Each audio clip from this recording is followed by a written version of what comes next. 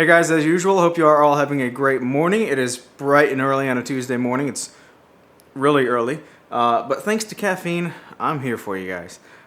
So, a couple things to talk about really quick. The Video Woodworkers booth in Kansas City at Woodworking in America 2015 in September was a great success. Obviously, a bunch of people have talked about it, so we're going to continue to do that. And the next place is the Woodworking Show in Atlanta, and I believe the dates are the first week of April, something like that. Go to, I guess it's, or Google search the Woodworking Show and the one in Atlanta in April, I guess, for the exact dates. And then also be sure to check out videowoodworkers.com to stay informed on any updates that may or may not come down the line. Also, I think there's a newsletter you can sign up for on videowoodworkers.com. I don't think it's, we're not gonna send you a ton of emails, just updates. So if you're interested in that kind of thing, sign up for the email newsletter and you'll get some updates as they happen, if they do happen. So my brother's tiny house is coming along quite well. He took a little bit of a break, I guess you could say, this past summer, got a little distracted, but he's back at it. He's got a lot of good progress on it and he's making it look fantastic. I really like the way that this is turning out, and he's just building it with no building experience prior to this. It's a great learning experience for him. He's trying new things. Really proud of the guy, and he's making it look fantastic. So I'll post a link to his YouTube channel down below to where you can subscribe and keep up to date with his progress. And then also he's posting more frequent pictures on Instagram. So I'll post a link to that as well if you're into the whole Instagram thing. But it's coming along really well, and I really like the way it's looking. The bench dogs in this work table. A lot of people noticed that I'm using bench dogs in this work table, but also inquired about the problems that I was having previously with the bench dogs in the homemade vise that I have over here, with it not working and such. So no, I haven't used the bench dogs in a clamping situation other than that trial and error run that I had, which didn't work. So other than that, I've never used the bench dogs in a clamping situation. However, this table is incredibly handy with all the bench dog holes in it. So typically what I do is set up like 3 or 4 of these bench dogs in multiple directions that you're using, whatever tool you're using. So if you're planing right to left, you're typically going to put a right to left force on the wood as well as a forward pushing force away from your body, typically. So what I would do is use a couple bench dogs to stop the wood from going forward, and then also a bench dog to stop the wood from going in the forward direction of the plane. Hope that makes sense. So I'm just using bench dogs to stop the wood in 2 different directions, and that's all I need. I don't really need to clamp it down if that's what I'm doing. I use that particular setup for planing, very little planing that I do, scraping, and also if I'm like using the domino to cut floating tendons, or mortises rather, then it helps to just stop the wood from moving forwards, and then you can slide it left and right along that fence, the fence that is the bench dogs. So I don't use it in a clamping situation, but this table has been incredibly handy as far as just being able to put multiple bench dogs anywhere I want throughout the table, no matter what side I'm working on. And for the bench dogs, all I'm using is 3/4 inch oak dowel stock. And I've cut one of these into, I don't know, I've got like 8 or 9 of the like 2-inch sections of it. That's pretty much all you need. And yeah, it's very, very, very handy. Also, on my bench, I got the DeWalt's, what is this? The DWP611 trim router.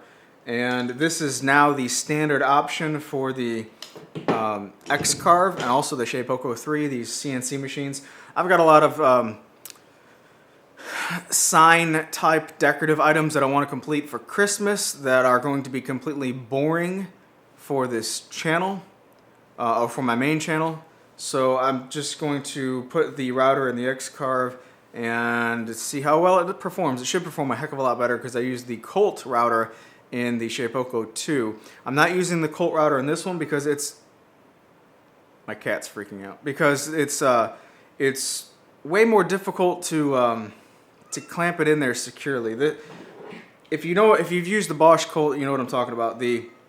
The body of the Bosch Colt router is not cylindrical. It is, it's got like a grippy palm action thingy going on to where you can hold it really well. Not really awesome for mounting it anywhere. So this one is, what cat? This one is cylindrical, so it mounts a heck of a lot better. What? Go on. Anyway, I'm gonna get my cat out of here. All right, where was I? The next tool talk is gonna be on my Ryobi cordless toolkit. A lot of people want to know about the Ryobi cordless toolkit, so that's gonna be the next one. And then also I've acquired. I used to watch the new Yankee Workshop, and he'd pull out the drawer of all of his routers, and this is the router drawer, and I'm thinking, why in the world do you need that many routers, or how do you acquire that many routers? That is so crazy. And then just thinking of it now, I've got 5 routers now, so it just happens. So that might be an upcoming tool talk as well. But I'm glad people are liking the tool talk segment. It's quick and easy to do, and hopefully when I go through everything that I can think of going through, I'll have a library to point people at for the tool questions that I receive. So that's hopefully going to help out a lot. So I think that's it. I don't really... Oh, this week's project is going to be a couple board games. Nothing fancy, just some board games that I want to get done. I promised one of my friends a long time ago that I'd make them an aggravation board game, and I want to make another different kind of board game for me and my wife. So I'll probably make both of those, and then let's see. I'm going to try and do another SketchUp video this week, but I want to make a different. I want to have some type of like a theme for the SketchUp videos. I don't want them to be just, yeah, I'm making this project and I'm making this project in SketchUp. So hopefully I can do something that is somewhat of a theme for the SketchUp video.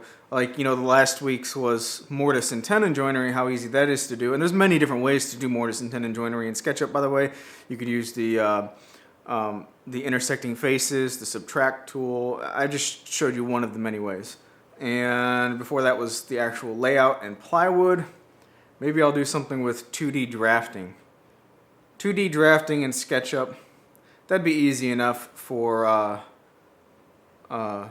board game. That would kind of play into it. I'll probably do something like that. Also, is there any interest? Previously, I got quite a bit of requests for information on how I built my website and stuff like that. Is there any interest in that? Say, like, is anyone interested in building their own website for, I don't know, like a blog type of website, or maybe like selling merchandise kind of website? If there's enough interest in that, I may go ahead and do some type of little mini instructional thing on how I made my website. But for real, I think that's it. So you guys have a great day, great week, and I'll talk to you same time next week. Well, actually, I'll talk to you in a couple days. Thursday on Tool Talk. Then this vlog video next week, same time, Tuesday. I'm back on my schedule. You guys have a great day. Flawless victory.